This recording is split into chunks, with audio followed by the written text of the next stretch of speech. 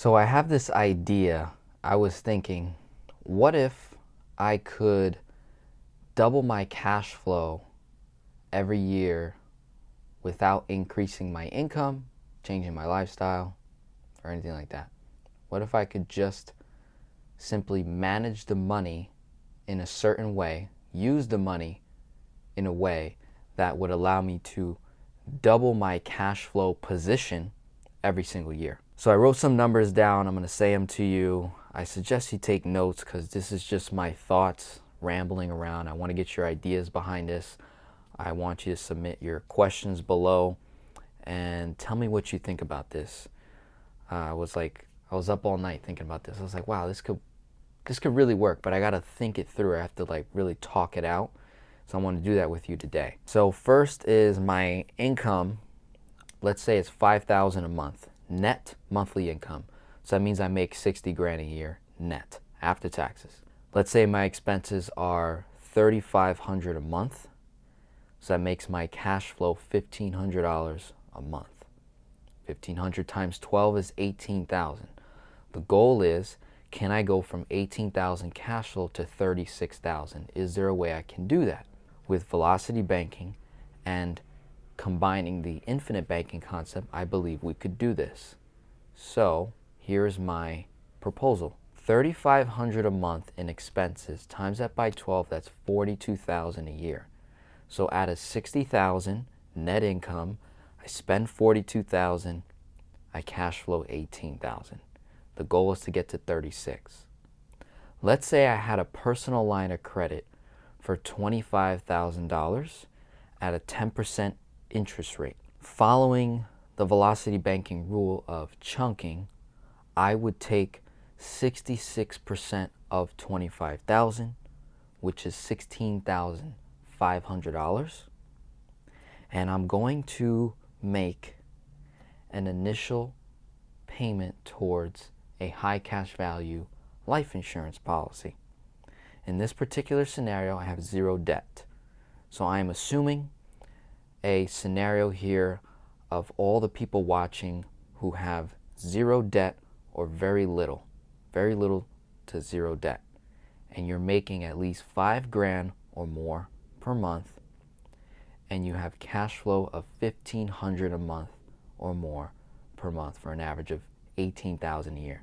Those are the people I'm talking to today. I was trying to create a perfect practical scenario here that could apply to a certain group of people that watch my channel, and this can also be a goal setting position for those who are not in this position yet. You can strive to get to this position, and it doesn't really take that long. 5 grand a month, 1,500 cash flow. Can you do that? Can you get me to this point? And then let's talk about this strategy right here. So going back to the line of credit, 25 grand, 10% interest rate, I take 16,500 and I make an annual contribution to a high cash value life insurance policy. In this situation, I'm going to use Guardian. It's one of the 4 major mutuals, has a high dividend rate, and I have the flexibility and ability to put more money at any given time at leisure up to my MEC limit. For this scenario, I am going to set my MEC to be 36,000, which is double what my cash flow is per year. Okay, so 36,000 is my MEC. If my MEC is 36,000, I want the ability to put in 36,000 every single year. My base annual premium, the cost of insurance, has to be $3,600.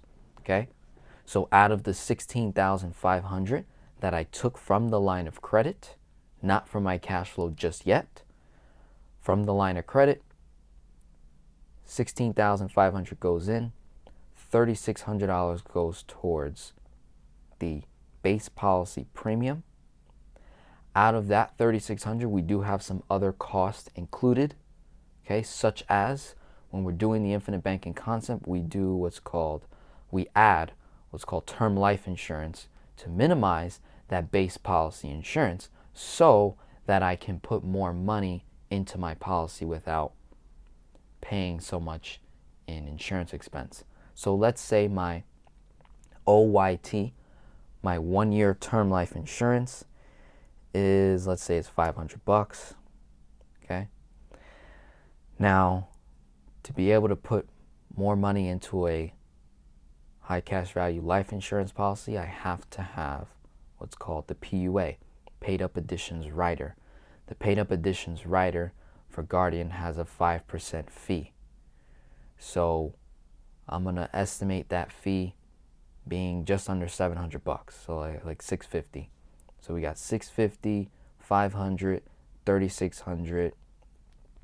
Let's say when it's all said and done, I have about, I want to say under about $12,000 in cash value to work with day one. So that means I have the ability to borrow out of that policy day one about 90 to 95% of what I have in cash value. Okay? So the reason why I bring that up is because I want the ability to run my expenses through the policy so that I can pay off the $16,500 on the line of credit at a very, very fast rate. Okay? So before I lose you, let's recap, because this is going to be in a very extensive video. This is how my mind thinks. I have to talk it out. I have to keep repeating numbers so it makes sense and we keep going through it. So just to recap, I took $16,500 from the line of credit so far. I've got $25,000 space. 10% is the interest rate. Okay? I took the $16,500, dump it into this Guardian life insurance policy. I'm going to start earning 4 to 6% tax-free interest on whatever I have in cash value. Okay? Of that $16,500, $3,600 went towards the premium. About maybe $500 went towards term life insurance to boost up that death benefit so that I can put up to $36,000 into the policy. So my MEC being $36K. The PUA rider has a 5% fee, so that's another $600+ right? We'll probably have about maybe $12,000, $11,000 or so to be able to have in cash value day one. And then that money's going to start growing throughout the year. Okay? So now that I've got the $16,500 in that policy, I now owe $16,500 on the personal line of credit. My very next move is to dump all my income into that line of credit, $5,000. So simultaneously, as I dump my income into the line of credit, so I go from $16,500 down to $11,500. So that was the first move. The next move is I need to borrow out of the life insurance policy $3,500 to pay my bills. Okay? So I'm going to make a policy loan, $3,500 out of the policy, pay my bills. So that $3,500 is going to be in my checking account, right? So I'm going to use that $3,500, not my $5K, to pay my bills. So I need to make sure that when I establish the policy that I do it a month in advance so that the month that I do go into is I'm going to have the money available in my checking account and I'm going to have $5,000 sitting in the line of credit.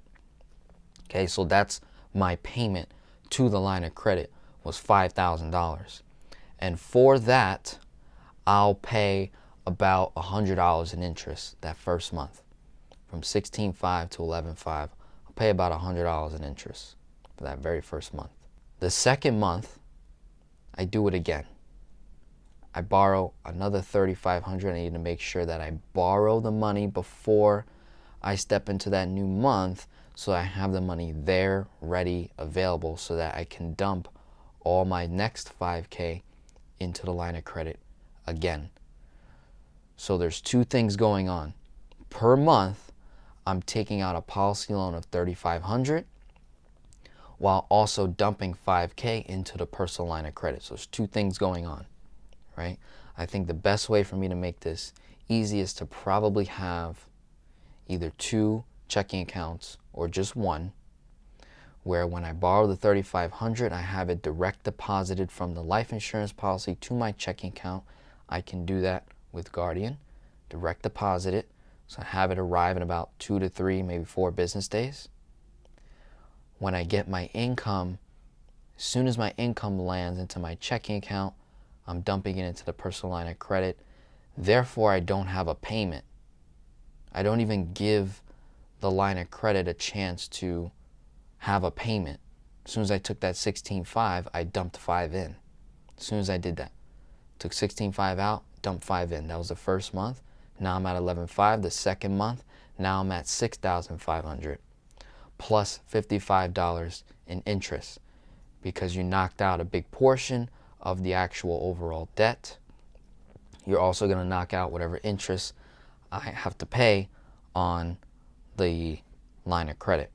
Now, the good part is when I'm borrowing from the Guardian life insurance company, they're still going to be crediting me interest earnings on all the cash value. I'm going to be earning a guaranteed rate on the money that I didn't borrow from. The money that I did borrow from, the $3,500 plus the second month $3,500, they're going to be paying me 6% on that money. So even though the insurance company is going to be charging me an interest rate, they're also going to be paying me more than what they're charging me. So I have zero borrowing cost there. My only borrowing cost was on the line of credit, right? That $100 to 55. So far, I've got 2 policy loans, $3,500, $3,500.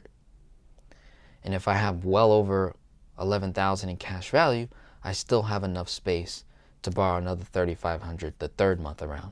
So the third month around, I went from $6,500 down to $1,500. I dump another $5K into that line of credit. I took out another $3,500 out of the policy. So $3,500 times 3 months is $10,500 in policy loans, okay, that I have outstanding. I now owe $1,500 plus interest on the line of credit.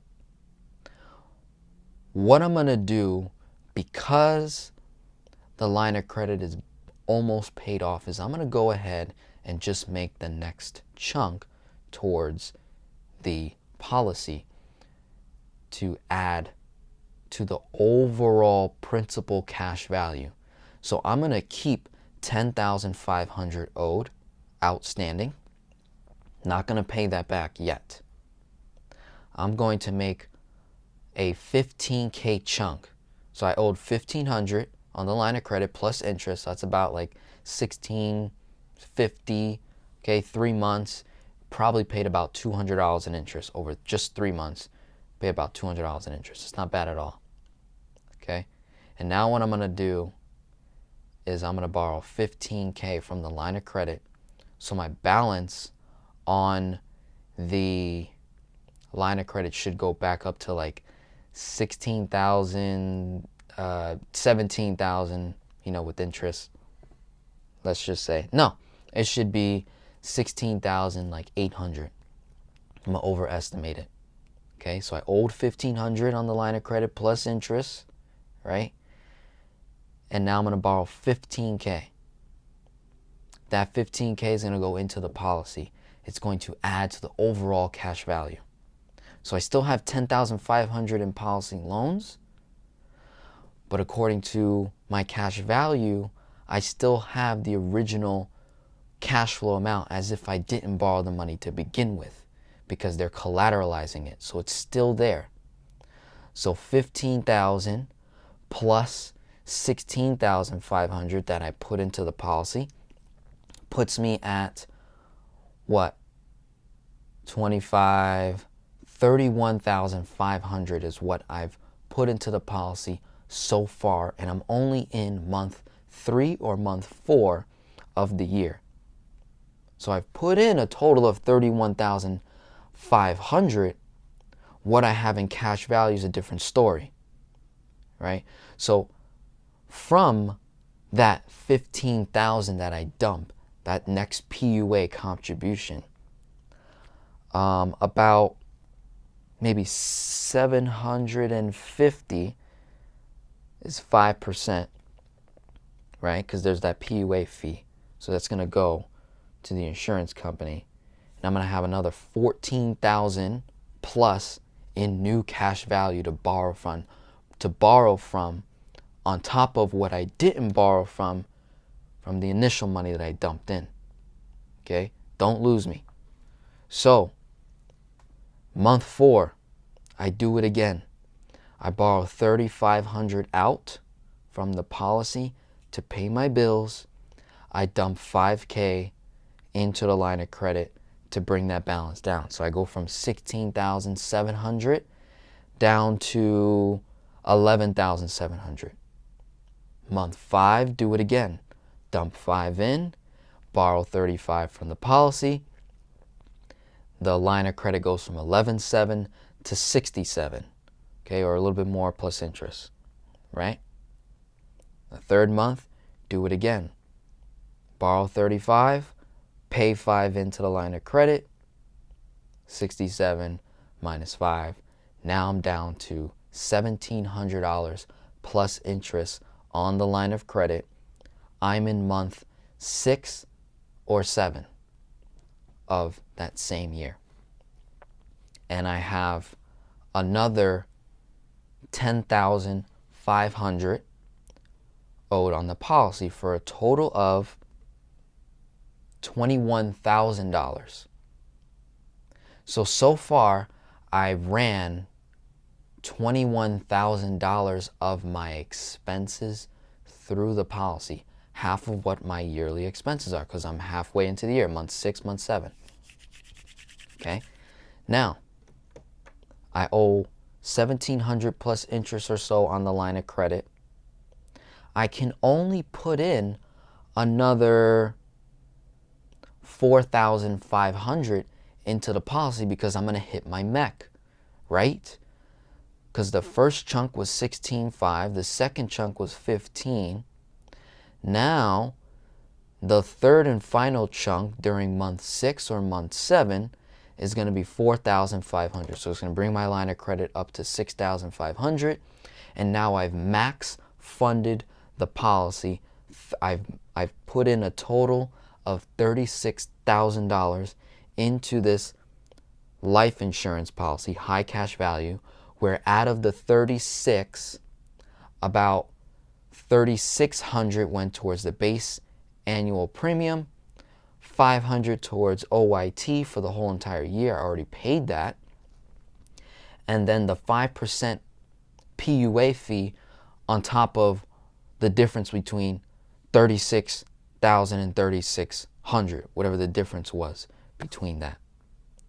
And I'll have all my principal cash flow, $18,000, will be sitting in the policy, plus my chunks that I had put in. So I should have well over 25 plus thousand in cash value. Out of that 25 plus thousand, I'll have about 21,000 in policy loans, which I'm still not paying back. Not yet. So now the policy is max funded, and I'm going to leave it alone because the next 5 to 6 months, however many months I have left.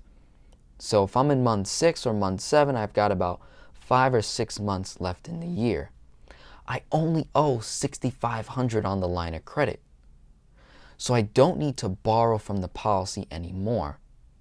What I'm going to do is I'm going to leave that policy alone, and my focus is going to be to zero out the line of credit as fast as possible.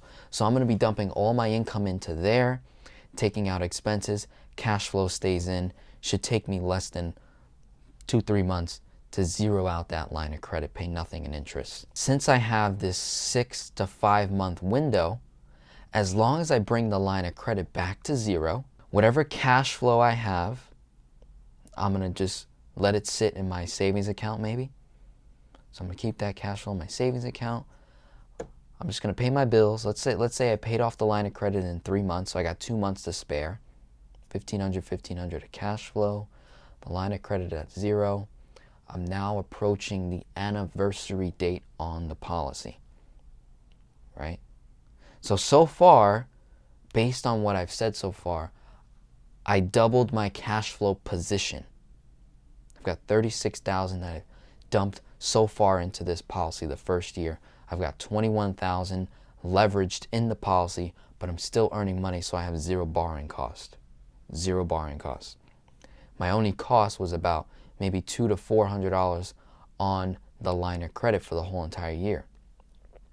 Right? And that was at a 10% interest rate. If I got really good credit, I could probably get that interest rate like 6, 7, maybe 5%.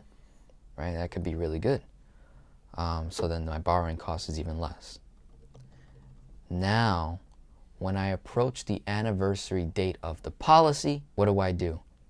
I borrow another $16,500 from the line of credit and start the process all over again. The beauty behind this is I can do this for as long as I want. I can have the policy loans outstanding for as long as I want. I don't necessarily have to pay the policy loans back, because as long as I keep putting in more principal cash value, the insurance company is going to keep crediting me interest on the total amount of money that I have. So I'm always going to earn more than what they're charging me.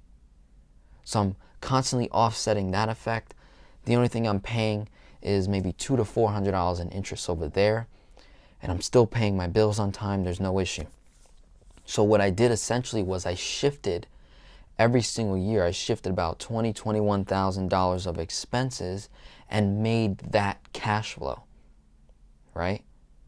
I made that cash flow, and I got past all my insurance expense by leveraging the bank's money, that personal line of credit, to fund my own private bank, and then use my private bank to live out of for about 6 months out of the year, only 6 or 7 months, because I'm borrowing less than what I'm putting in by a lot.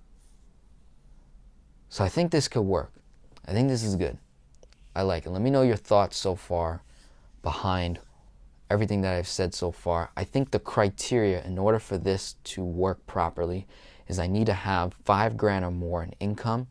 I need to have $1,500 in cash flow conservatively or more every single month. I can't have any outside debt. If there is outside debt, it has to be within those expenses and still have a net cash flow of $1,500 or more per month. I need to have a line of credit that I can leverage where I can make like a 16, 17K chunk and have it paid off within 3 months by leveraging the policy's cash value. So what we did here is we gave our cash flow multiple uses to pay bills, to fund the policy, and keep the money, keep the cash flow the whole entire year and never lose it. Because the insurance company collateralized my money by giving me their money. Not bad.